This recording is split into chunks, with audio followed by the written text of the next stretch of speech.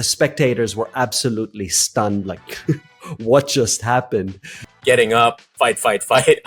I'm in it. I'm going to finish this race. So like, let's talk about that. David Goggins has this thing where he says, when you think you're effed, you're only 40% effed. The best things in life are bittersweet, and that's what makes them so beautiful, right? Why I love endurance training is because it actually molds you to be even more resilient in every aspect of your life. It's very rare that you're in a position where you can't put one foot in front of the other.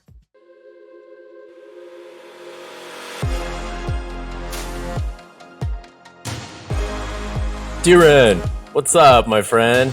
How are you? It's been a while. Yeah, it has been a while. I am I'm an 8.5 today. How are you doing? I'm a 9. 9. Solid strong 9. Yeah. Are you a 9 on most days, or do you dip down to like a 7? Yeah, I mean, I have days where I'm a 6. I think as a triathlete, we're perpetually sore. So on like really sore days, especially after a strength training day, every part of the body feels really tight and sore, and so there are days when I'm a 6. But today I'm a 9. I did some good, so the family is away, and we were just talking about how, there are times when I'm at that point right now where I'm feeling, this intense joy, and at the same time I'm feeling a bit sad all at once, like this mixed emotions. And I'm going to get in trouble for saying this, but the reason I feel that is because the family is away. So I'm sad, I miss them, but I'm really productive at the moment. So productive that I actually have time to stretch. I can take time off the day and stretch for 20 minutes. So I'm a 9 today. Absolutely. If the things you love and all aspects of it weren't bittersweet, then, like, what is the beauty of life without those things? Everything, the best things in life are bittersweet, and that's what makes them so beautiful, right? So amazing. Well, with that, like, I want to talk about the big event that happened in your life, your Ironman in Austria. I want to unpack that, man. Like what was your experience? How does it feel? Like, are you still feeling kind of the residual buzz from that? I know that was a little bit ago, but I do want to dive into it. Little over a month ago. It was on the 16th of June. I mean, I'm definitely still riding the high of the race. It was an incredible race. So this was my second full Ironman. The first race, which was in 2022, was all about performance. So the whole objective of the race was to perform on race day. And when I mean by perform, I mean, I was very focused on the time. I had a goal in terms of the time. And that was an 11-month journey. And throughout the journey of that 11 months, there were a lot of sacrifices. There were things that had to be rescheduled, social commitments, family time, work trips. So there were a lot of sacrifices, on the journey of Ironman number 1. But this time around, I wanted to, and at the end of the day, when I crossed the finish, I had a great time in terms of the timing, meaning great time and time in terms of finish time, race time. But at the same time, it was, as you said, bittersweet because, there were a lot of sacrifices that went into that journey. And it took me about a year and a half to really, make sense of it. And I got to a point where I started thinking about the second Ironman, or doing the race again.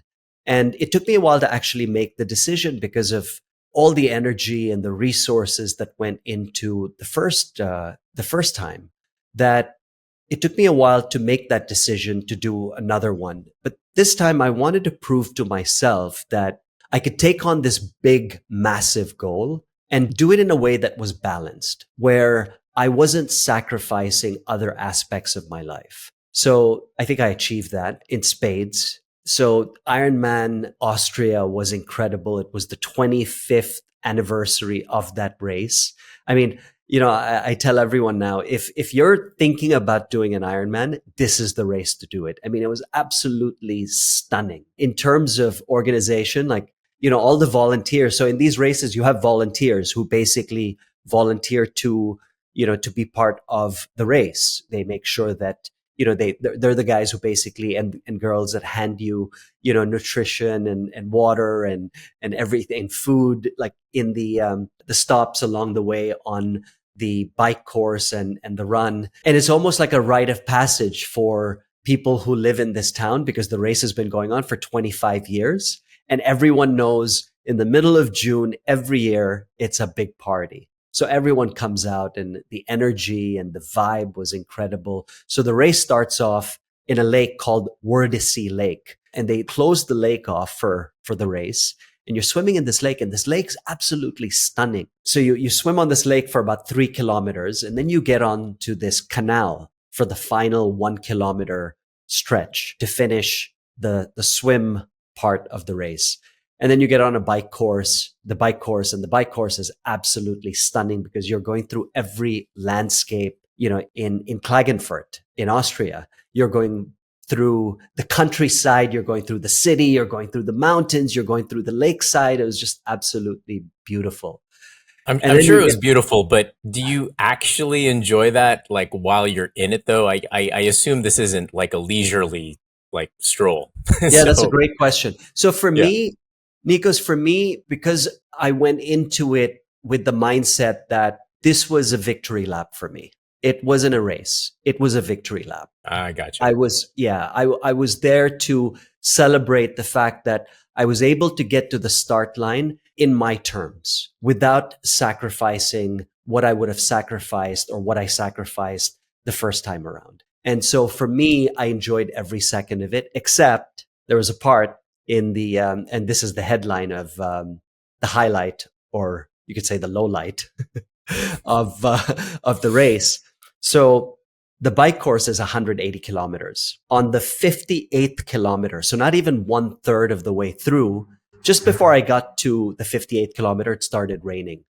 And I knew the course because we rode part of the course on our bikes the day before, and we drove the rest of the course, the part that we didn't ride our bikes on. So we had seen the entire course. I knew exactly what to expect. I knew where the uphill, the downhill, the sharp turns. But I got to the 58th kilometer mark, and there was this sharp right, and I miscalculated how sharp this right was. And because it was raining, I get to this sharp right turn. And, on a tri bike, you're not able, the range isn't as sharp as it is on any other bike. So, you can't turn it as aggressively as you would a normal bike. I start turning, but it wasn't enough. And I see this wall coming. I'm going straight for this wall. So I hit the brakes. My back wheel does what it was supposed to do. It braked. And I started sliding on the course, fell down, broke the fall with my elbow and my hip. And It was the most epic fall that you can imagine. Like, wow. Like people, the spectators were absolutely stunned. Like, what just happened? Yeah. But, one thing I wanted to share with you about triathlons is inevitably, on your journey as a triathlete, you will fall. It's not a question of if, it's a question of when. Now, in my 5 years on this journey, I've never had a crash, ever.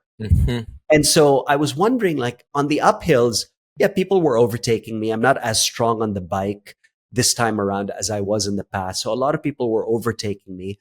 But on the downhill, I was passing everyone. So I was wondering, like, why am I passing everyone? And I realized it's because I've never had a crash, right? Wow. So anyway, I had this epic crash, lost some time. I laid there semi-unconscious, got up, checked out my bike. Luckily, the bike was okay. I was a bit bruised, got back on the bike and finished the bike leg. I didn't feel the pain of my hip as much on the bike because you don't have impact on your hip when you're on the bike, but I sure felt it on the run. So the run was a fight to the very end. Took me a lot longer than I expected. But so this time around, my kids joined me, both the boys. And I knew that they were on the course. So, people asked me, like, you finished after falling? I was like, yeah, I mean, I think just knowing that they were there gave me that energy, the will to get back on and finish So the you race. weren't injured to the degree in Well, I which you was injured. needed to stop. I Oh, you No, were no, injured. I Oh, was injured. oh I was wow. injured, but Okay. not to the Yeah. point wherein I had to stop. Okay. How But I much, was and at what point in the course was this, and how much more did you have to go? Because so you I had still so needed this to was do a one full third jog after. Oh one my third of God. the way. Oh my So I had two gosh. thirds of the bike leg Yeah. left.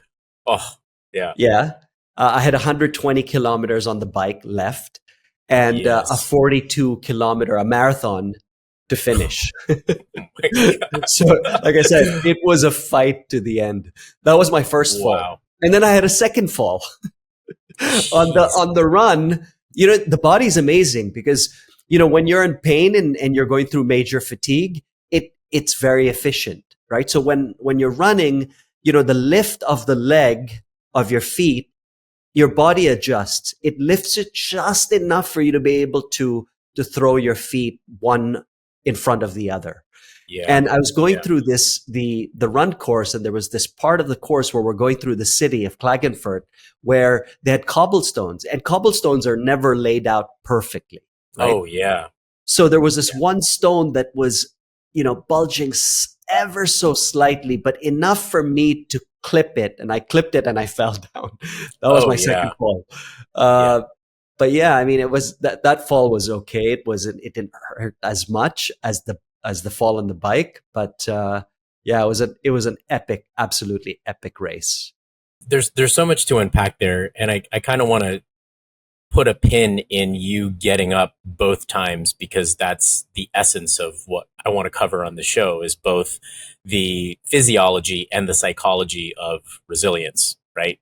It's like, okay, some other people would probably get up from that and be like, wait a second. And then it starts in the mind, right? It's like, should I or should I Always, not yeah, continue? And so there's an awareness that needs to take place with the body, because sometimes the body will just not let you go, right? We've seen this, hundreds of times, thousands of times with people that just can't finish a race because their body just like shuts down. They start cramping up. They don't have enough water, enough energy, and then somebody else from outside of the race needs to kind of get them across the finish line and things like that. We've seen so many things like that. yeah. What was going on? First, I want to get to what was going on psychologically with you when you were experiencing this. And then, but first, I'd like you to paint it with the mental prep, the physical prep, in order for you to kind of get to a place where you can say, hey, nah, I'm going to push through. Like, I've been here before, got this. It was a victory lap for me anyway. Like literally like this, getting up, fight, fight, fight. I'm in it. I'm going to finish this race. So like, let's talk about that. Let's talk about the prep for you to get here, and then the experience of it, and for you to decide that you want to continue and finish the race. I like the fight, fight, fight, by the way. Nice, nice plug, given what's going on in the world. So the prep, I mean, absolutely. So training for an Ironman is an incredibly demanding process, right? And it typically spans several months, often up to a year, depending on your starting point and your fitness level. So for me, it was a 10-month long commitment that required meticulous planning and, you know, a lot of dedication. So for our listeners, triathlons, have three core disciplines: swimming, cycling, and running. So a typical week would involve anywhere from 10 to 15 hours of training. So for example, I would swim 3 times a week, usually covering anywhere between 2 to 4,000 meters per session. So swimming sessions typically last for about an hour. Uh, Cycling was the most time consuming part of the training. I would bike for about, I would say, 4 times a week, with sessions ranging from 1 to 6 hours, depending on whether it was a long ride day. On weekends, I'd often spend about 6 hours on the bike. Imagine you're sitting on a saddle for 6 hours, covering distances up to about 100 miles. Running also took a significant amount of time. I would run 3 times a week, with sessions varying from short 30-minute runs to 2 to 3 hour long runs. So the long runs were particularly challenging, both physically and mentally. Though I'm a runner, I still found that to be not the most challenging. Cycling was the most challenging for me. So some days I focused on a single sport, while other days we would have brick workouts where you transition from one discipline to another. So for instance, I would do a 4 hour bike, for example, a ride for 4 hours, followed by a 30-minute run. So these brick sessions are crucial for getting used to the feeling of transitioning from one discipline to the other. Training also included strength training twice a week, though I did it once a week, to build overall just body strength and, to prevent injuries. So I found that my biggest challenge and something that I'm working through is incorporating flexibility into my regimen. So yoga, everyone talks about yoga, but I don't think, most people don't do it. We talk about it, at least I do, but I don't do it often enough. And maintaining mobility is absolutely key. So I would say a significant part of the regimen is really dedicated to recovery. So this includes taking at least, one full rest day per week to let the body recuperate. I didn't take rest days, but I think it's key. And so that's something that I'm thinking about incorporating into my routine. But then again, nutrition is another part, right? By eating a balanced diet. So recovery is not just rest, it's also nutrition. A balanced diet between. Can I ask you something? Because this is important, because our audience are busy business owners and entrepreneurs and founders and the like. And I'm experiencing this right now, and I'm kind of in a transition phase myself, because I dialed my focus on health and wellness during the week, and this is for just like an average workout enthusiast and gym rat. And I was spending anywhere from 15 to 20 hours per week, either in the gym, focusing on my nutrition, dialing that nutrition, or other aspects of my recovery. And just like, okay, what does it take for me to be like at a Nikos 9.5 on a day-to-day basis? And I got there, but in order for me to get there required a significant amount of time. And if you think about, 10 hours a week in the gym is pretty significant for people. You add the recovery, the steam, the sauna, the cold exposure, the nutrition, what you're putting in your body, making meals myself, things like that. You're up to like 15 hours. That's a part-time job, right? So I want to focus on like what tweaks you made from the last Ironman to this one, because it sounds like you're hyper focused and very aware of what you did. And I know how busy you are. So what was that experience like? Because like you seem to be getting the outcomes that you wanted, and it was pretty dialed. But the fact that you had to spend so much time training, I think the average Joe would be like flabbergasted at that, who's like, oh man, that is not a commitment I am willing to sacrifice with my busy work schedule right now. So getting there is actually quite an achievement. And I don't want to de-emphasize that. I want to double down and focus on that. Talk to me about that. Yeah, that's a great question. So as a triathlete, I often hear people tell me, Dhiren, how do you find the time to train? Like you seem to always be training.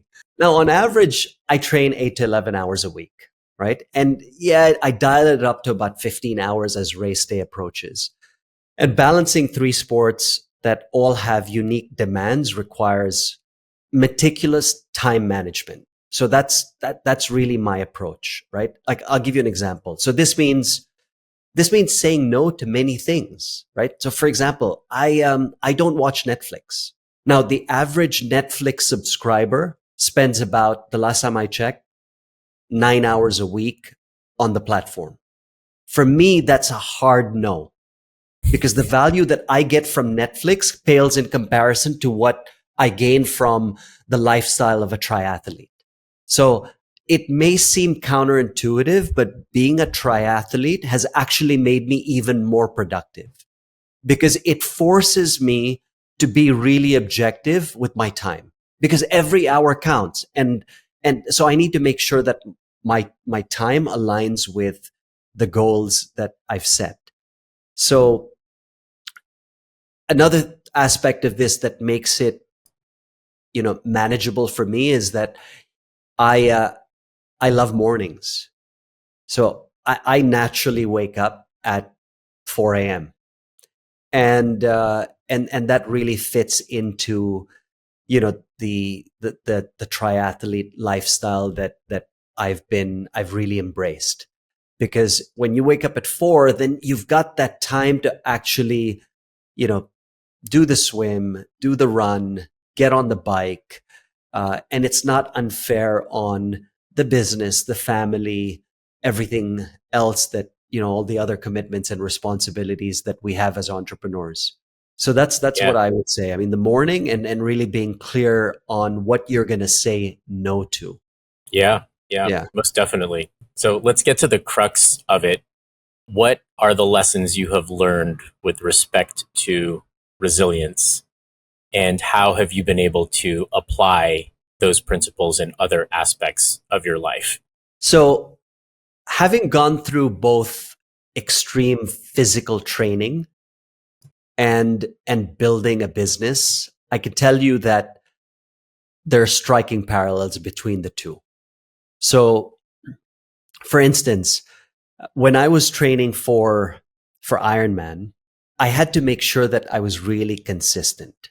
I mean, relentlessly consistent, because the effort required was immense, right? So each day I had to push my body to its limit, right? Waking up at 4 a.m. for swims in freezing water, or going on a 6-hour bike ride, that would leave me completely drained, right? Similarly, entrepreneurship demands the same level of dedication and perseverance. When I started my business, my first business, there were countless late nights, early mornings. I mean, I'm sure you can speak to this.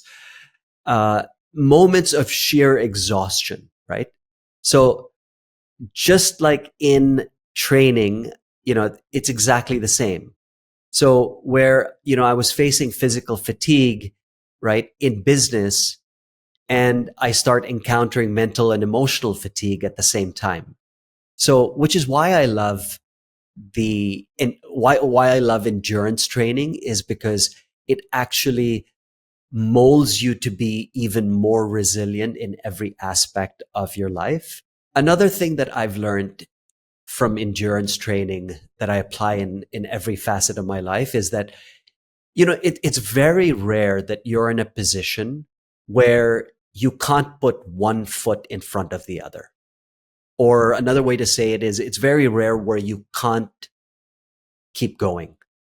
There are exceptions. If you're injured, clearly you can't. But from a fatigue, exhaustion perspective, I'm sure you've heard David Goggins has this thing where he says, when you think you're done, you're actually only 40% done. He uses more colorful language.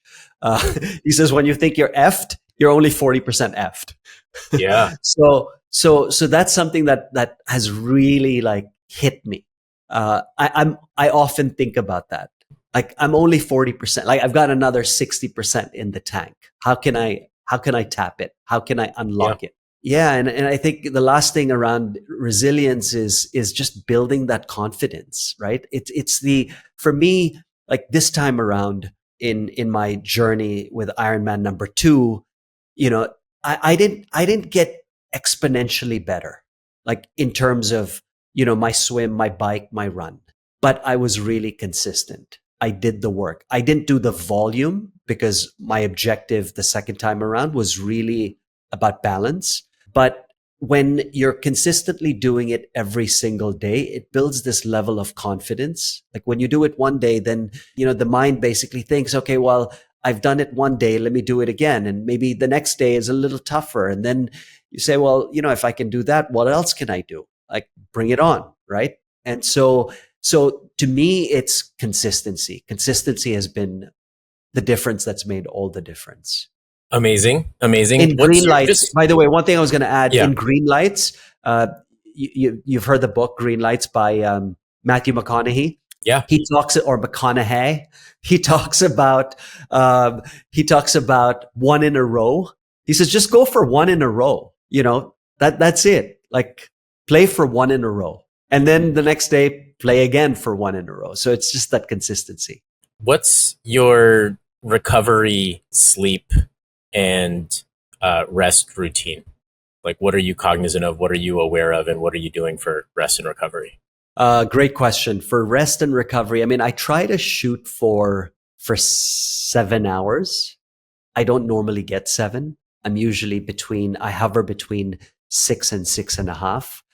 Definitely a work in progress. I try to get massages as much as I can. I do a lot of foam rolling. I'm a big fan of foam rolling. I've got one in most rooms, and that's really helped me because in the last 5 years I haven't had any major injury. Yeah. While I look at a lot of my fellow athletes that have gone through a number of injuries, and so I think that's something. Another thing is just keeping it simple: hydration, drinking 3 to 4 liters of water a day. Yeah, I mean, I try to keep things as simple as I can because then I can execute on it. Amazing. Hey there. We're taking a quick break from the show to let you know that if you'd like to invite Dhiren or Nikos to speak at your next event on topics ranging from emergence and the inner game to the future of AI, we've got you covered. Simply email us at info@emergencenowpod.com. Once again, that's info@emergencenowpod.com. Now, let's dive back to the show. I want to connect the dots to what inspired me to do this episode, because I more recently added cold exposure to my regimen. And I have to tell you, yeah. And I have to tell you, it's been inspiring. It's been game changing. And, there's been kind of like a cultural shift and focus on ice baths and cold exposure recently. And I've done it before, just, when I'm at the spa and, I've had like a long workout and I'll do the sauna and steam at, like the Encore in Las Vegas or something like that after like just a good spa day. And I'll jump into the ice. Air Baths is a really nice spa here in Chicago as well. But then just more recently, Soho House, which is kind of my temple, my sanctuary, and also kind of where I do some good work, is a place where I work out about 5 or 6 times a week. And they just went through a major renovation. And one of the big upgrades is adding 2 ice baths to the gym. Nice. And they didn't just get any ice bath. They got like the top notch Moroscos, which if anybody knows anything about ice baths, it's the kind that Joe Rogan has. The starter, they're like $15K just to get kind of like the starter kit ice bath.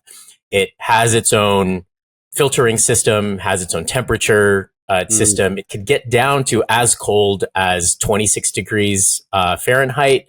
That's around 1 degree Celsius. But like when you're at that level, you could quite literally get the freezing ice on top. And then they've had to shut it down a couple times too, because the ice, if you don't manage the temperature properly, the ice comes on both sides, because you literally have like a freezer level type of system that is cooling the tub to the degree of freezing. And I've even told them, because they started taking the ice out, I'm like, no, leave the ice in. It's a feature, not a bug. and so we've had to kind of manage that appropriately. But it's just been such a game changer for me. And so I kind of wanted to dive into that, because the refraction of cold exposure as kind of the symbol of resilience, both through what I've experienced in putting my body through, and also the psychological benefits of having to get in there. Not to mention like, oh, wow, I can actually like work out legit every day, depending on when you do your cold exposure, right? And I can get into the routines and things like that. Has been an absolute game changer. So have you tried it? I have. Yeah. So this place where I swim, they don't have the fancy, setup that they have at the Soho House, but they've got something where they basically pile on ice, and I think it's same temperature, around 1 degree, and I basically oscillate between cold and hot. So I do that for about 10 to 12 minutes. Yeah, you do the contrast therapy. I Yeah. do the contrast. So what's your sequence? I mean, you said something really interesting in terms of, a lift session. Would you do the cold therapy before or after? So my routine, what I've gotten the most benefits from, and there's specifics that you can dial in on. If I was asking because for recovery, it's really amazing. Like if you need to train 7 days a week, you would do it after your workout. What I do is I do it before my workout. Kind of first thing in the morning is the best time for me, even before like I've had coffee or anything, because it just like jolts your system and you're just up. So of course, if you're diving into 1 degree water, your system, it's quite literally a shock to the system. Right. And there's something about like, I don't experience it now, but the first couple of weeks when I was doing it, there were just times where I'm like, I don't want to get in this tub right now, man. This is going to be like rough.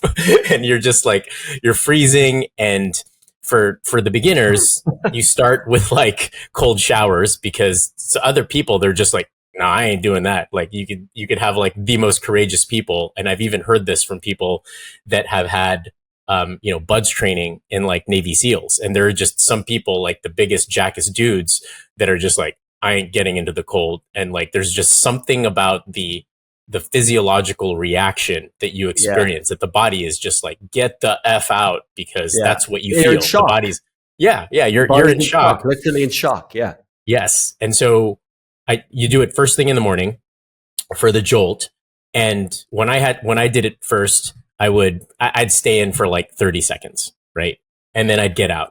And then I'm like, oh God, you Nikos, you wimp. So then I'd get back in because I learned from both Susanna Soberg and Andrew Huberman that if you just get 11 minutes total accumulated per week, your body will activate the brown adipose tissue, activate thermogenesis, the recovery time, and all of that good stuff.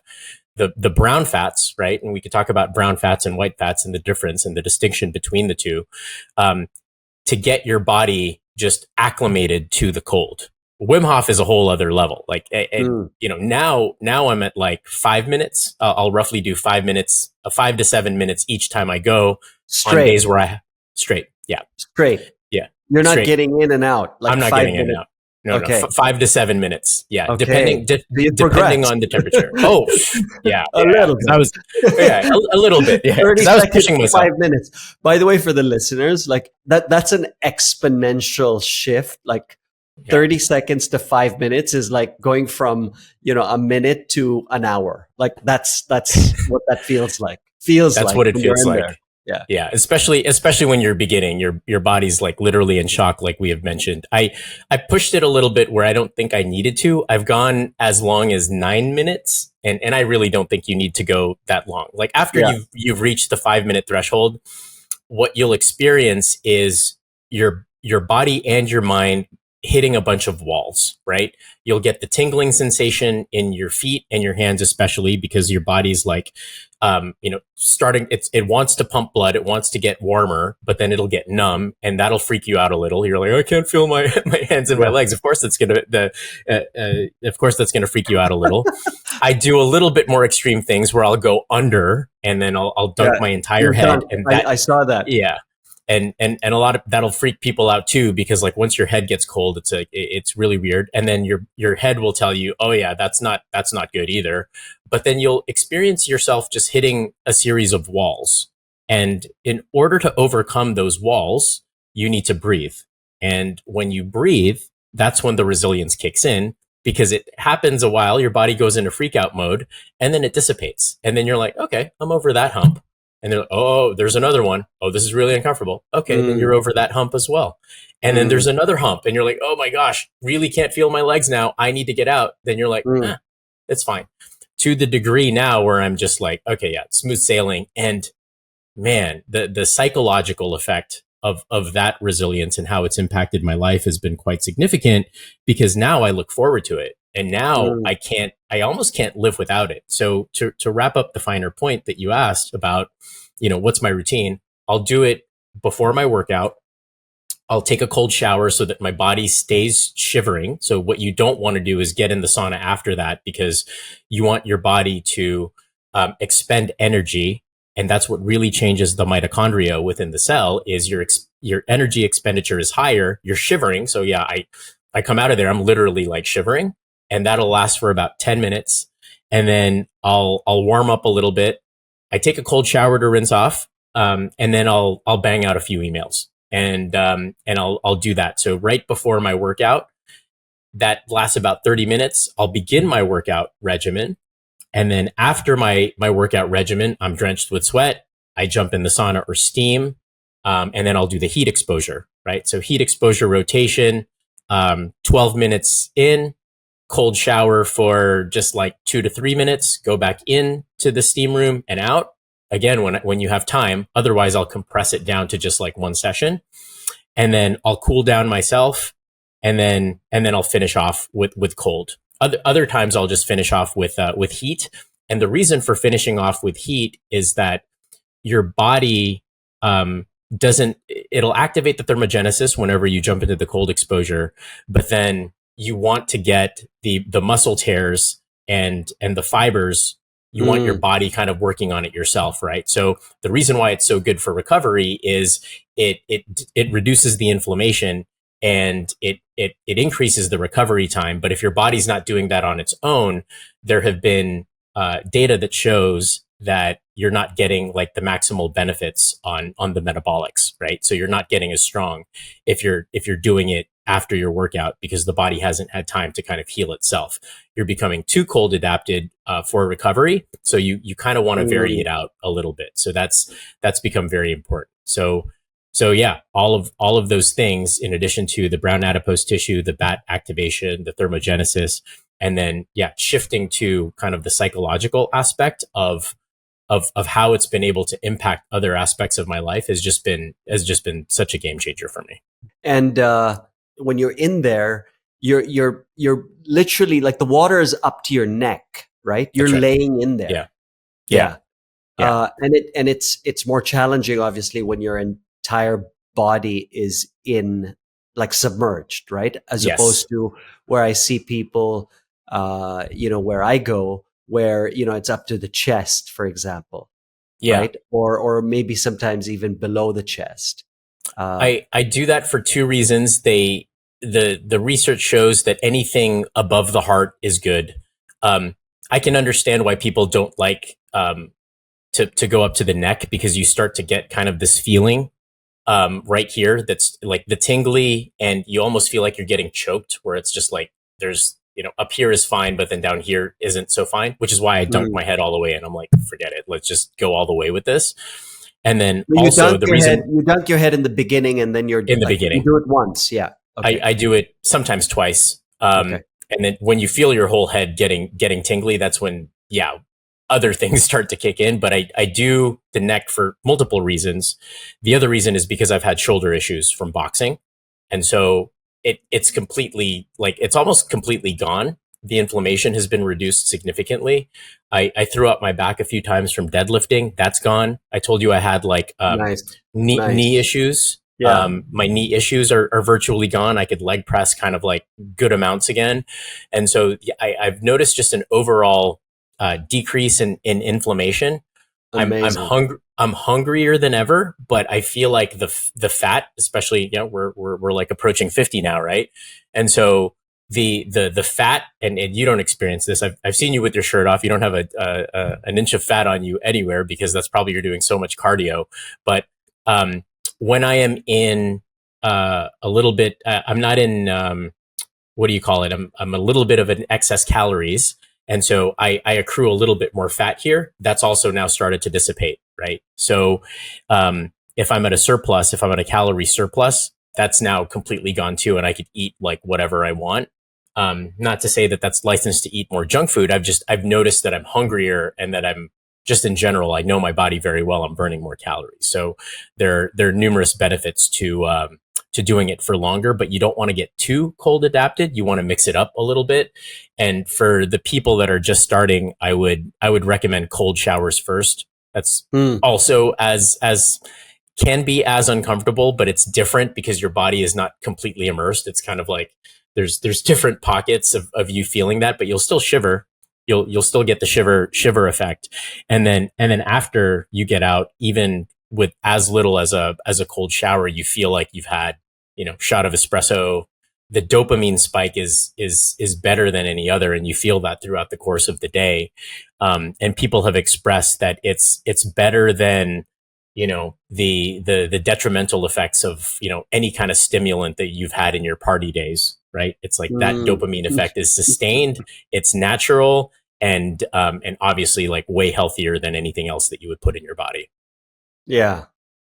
Talk me through the breathing exercise that you do to break through the wall.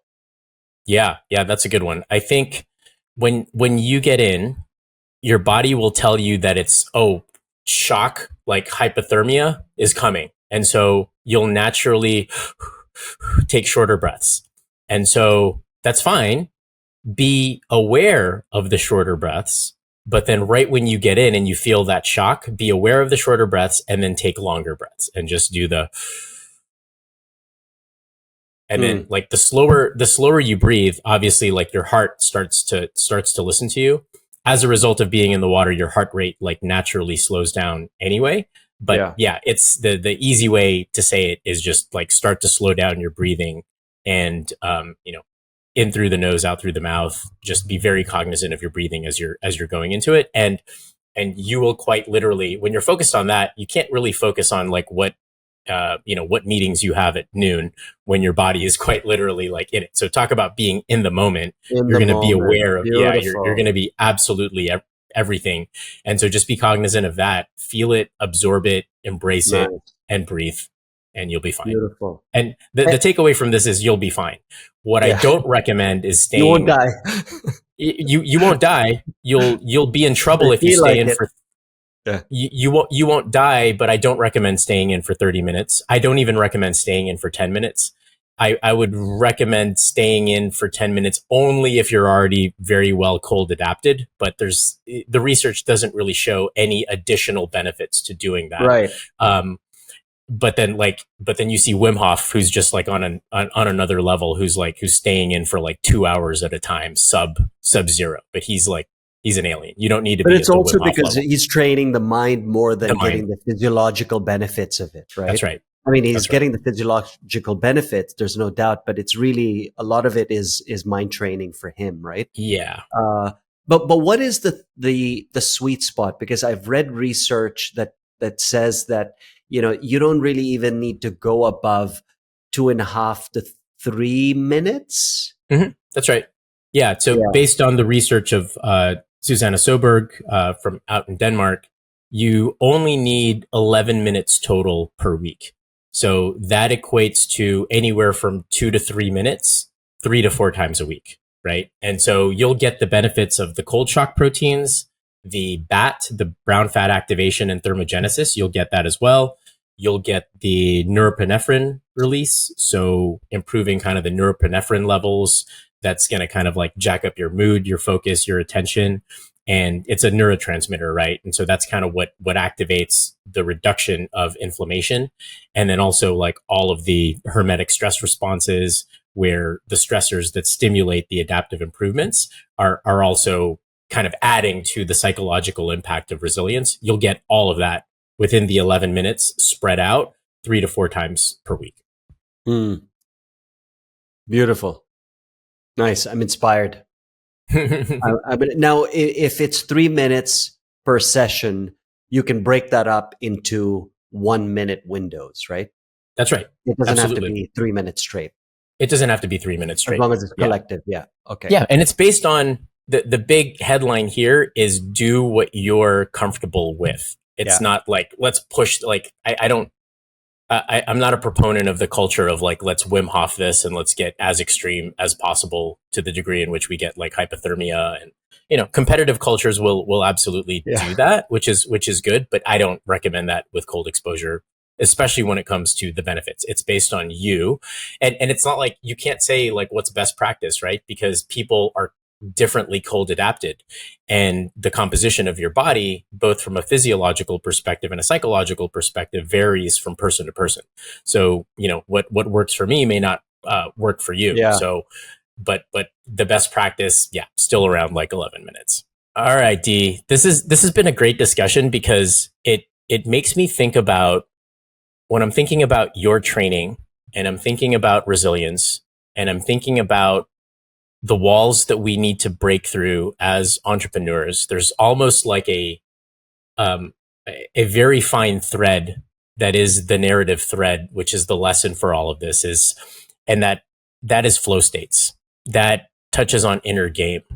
That touches on everything you need to be in order to be your best. So let's unpack that a little bit, right? Like, what does it take for you to get into a flow state with training? And then I'll start to tie that to some of the lessons that I've learned with my own training, and then maybe give some examples. I'll give some examples around, what the best of the best do to get super focused and dialed in and reach that point of kind of the elevated flow states that we can call like ecstasis.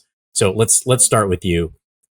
When you're in the pocket, what does it take for you to be in the pocket? Like when you're training, when you're in the race, like what's been that experience for you? Like, especially in Austria, like when did you feel like you were dialed in? Was it like, several miles into the race? Did you need to psych yourself up beforehand to get into the pocket?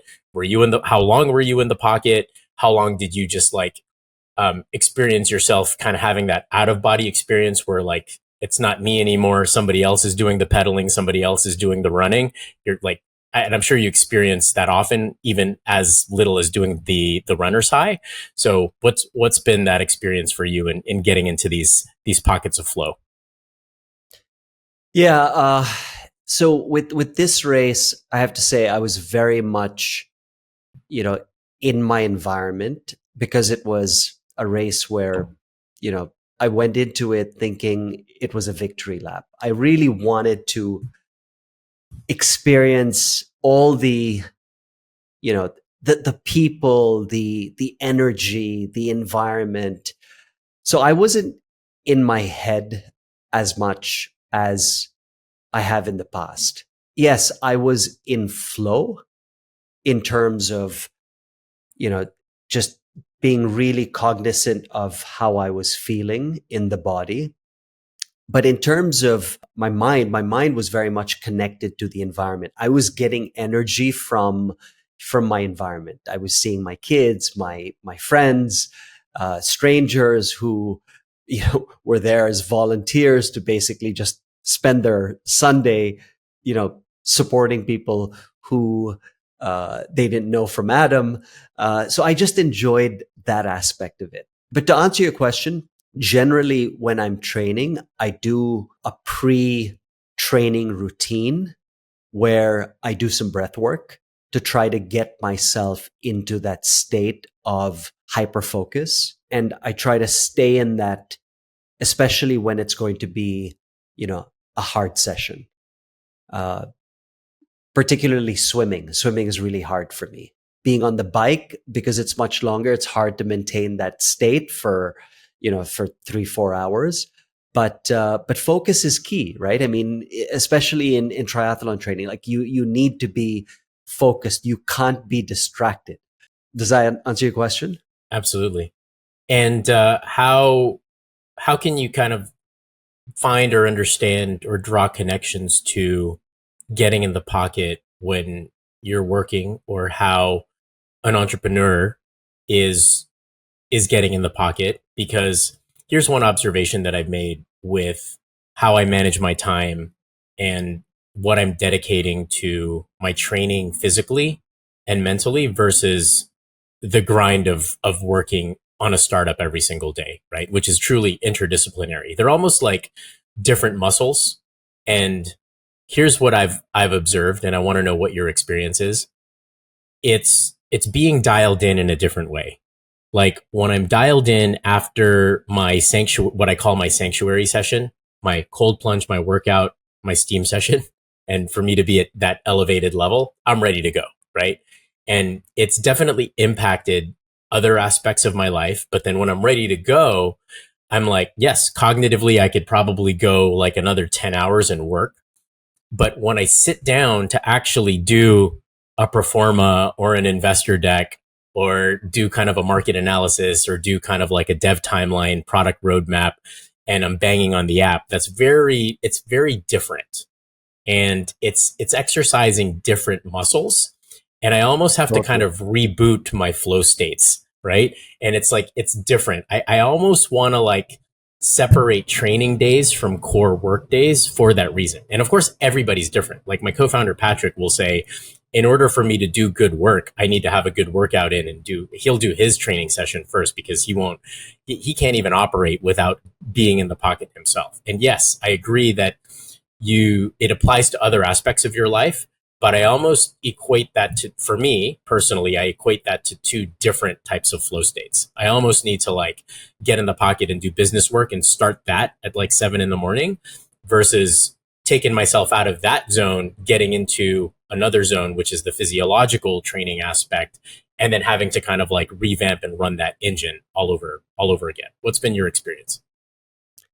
Yeah, I mean, for me, getting in the pocket when working, let's say on the business or a project, it really, for me, it's about creating an optimal environment and mindset.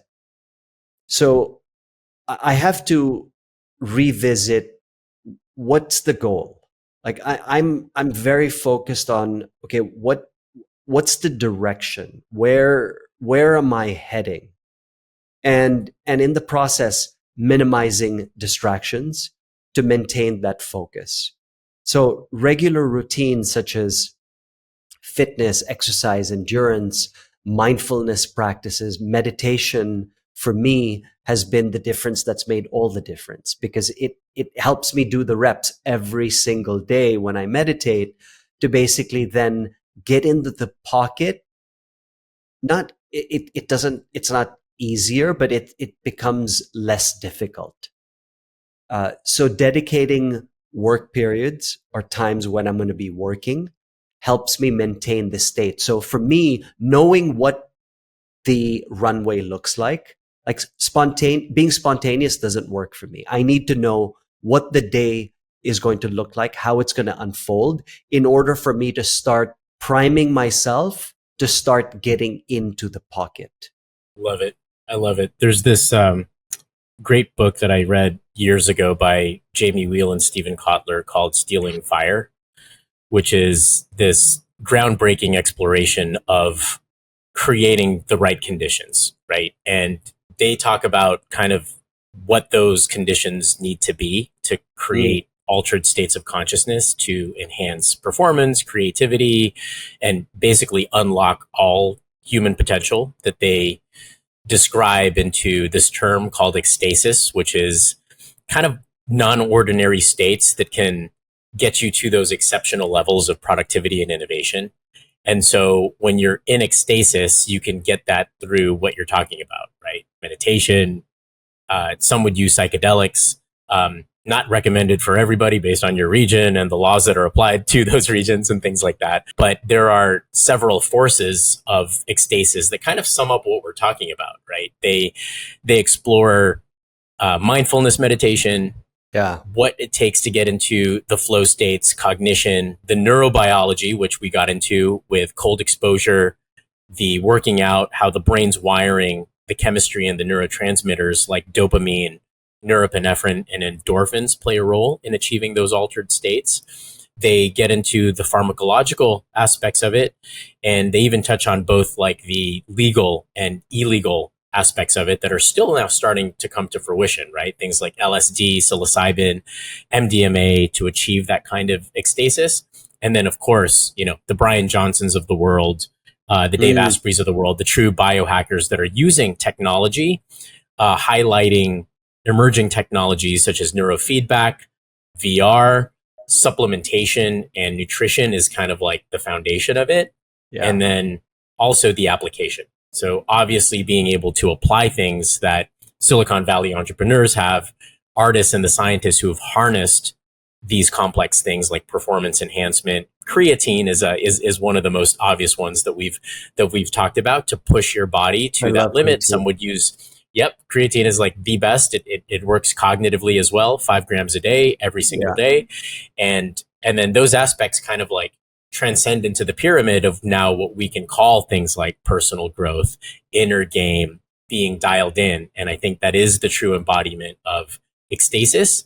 It's you feeling at your best, well-being, feeling completely fulfilled. Like after you finish the race, no matter how many times you fell, the experience that you got from it is really amazing. So just wanted to kind of like sum that up into like, this is exactly why we're doing this, is to achieve personal growth, ecstasis within ourselves. Obviously, resilience plays like a key role in that, and then being able to overcome those obstacles contributes to you feeling that altered state and you feeling like a Dhiren 10. Yeah, that really resonates. As I was listening to you, and maybe we need to set this up, or I think we've already set it up for a future episode to basically just see how this is all connected, right? Because there's so much out there. There's so many different biohacking, techniques and strategy and different approaches to take. But what if someone, and we did this in an earlier episode, I think it's time to revisit it. What about someone who is looking to go from 0 to 1, right? What are the top 2 things? Like, that's it. What if they were to just focus on 2 things and that's it? And with the intention to elevate focus and to do meaningful work, right? Just to be able to be in, because focus is such a challenge for people now, right? Everything around us is designed to hijack our attention. Literally everything is designed to distract us. And being able to really get in the pocket, like, when you talk about cold therapy, I mean, that's great. Like you found something that's really working for you, and all the shifts that you're talking about in terms of, the pain that you had in your knee and your back. I mean, that's incredible. And I wonder if it's because you've been consistent with it, or you found something that just works for you. Yeah. It's a combination of both, right? Yeah. Something worth exploring. Yeah. I mean, like you and I think this is like perfect, because it's like, let's talk about it in levels. I'm very aware of like output to my own physiology. So there's the 0 to 1. I'll consider myself the 1 to 10, which is like a lot of people that are just like cognizant, super healthy. I'm still kind of in the 99%, because most people, especially in the US, most people are still obese, diabetic, type 2 diabetic. I consider you to be in the 10 to 100, which is like, I'm running an Ironman, like totally different level. You don't expect many people to actually do that. So I'm kind of like in that sweet spot and kind of getting better. But to address your earlier point, which is the 0 to 1, can we have 3? If we could have 3, it's simple. It's diet, it's exercise, and some form of mindfulness work, including like meditation. Because with the mindfulness work, that's the foundation for setting your intentions, clearing the mind of all of the things that are based on robbing you for the attention economy. And then what plays a role into that, of course, is like putting things in your body that make you feel good, non-processed food. If you're a vegetarian, great, amazing. Still make sure that like you're getting like the minimal amount of ingredients in the package, fruits, vegetables, all of those things. If you're carnivore like me, it's good animal fats, organic, grass-fed, things like that. And then, of course, the exercise. So just get to 0 to 1 of all of those things, whether it's just a few push-ups a day, a few squats. And then, instead of having kind of the McDonald's number 3 or the Wendy's number 3, have some grass-fed ground beef that you just throw into a pan, or have a salad, right? And so that's the easiest way to come at to the 0 to 1. Yeah. I'm just going to throw an acronym to everything that you just said right there, because I thought it was spot on. So ironically, the acronym is MED. We need something for S. So you said meditation, exercise, diet. We need something for S, and then we've got meds, but a different kind of meds. I love it. Great. I love it, man. So yeah, man, it's been a great discussion. I think, we've talked about how resilience enables growth for the most part, and how you could achieve kind of these new levels. And it really comes down to everything that we talked about: mental fortitude, really having a positive outlook on things. Your emotional stability obviously plays a role with like stress management. And so resilient people manage stress effectively. You can regulate your emotions and you're aware of your emotions. And so that's crucial to your focus, your composure, and then learning and improvement. Like resilient people just know, they don't look at failure as failure. It's just kind of like another stepping stone, right? Like you falling twice, like, like whatever. Like it's just part of the process, and you can't experience true growth without these kind of setbacks. And then of course having kind of like that feedback loop, right? Like with your training, am I looking at things, from a broader perspective? And we could even talk about like, in the next episode, we'll talk about our stage in this journey. And that's something to unpack too, right?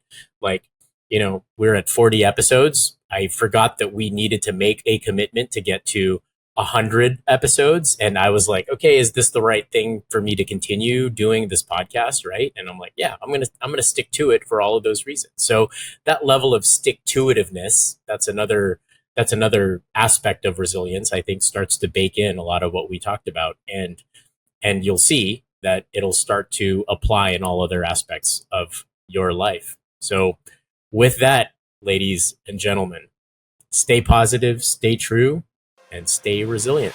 Thank you for tuning in to Emergence Now, where we explore the emerging trends, technologies, and ideas that are shaping our world today for you to discover yourself.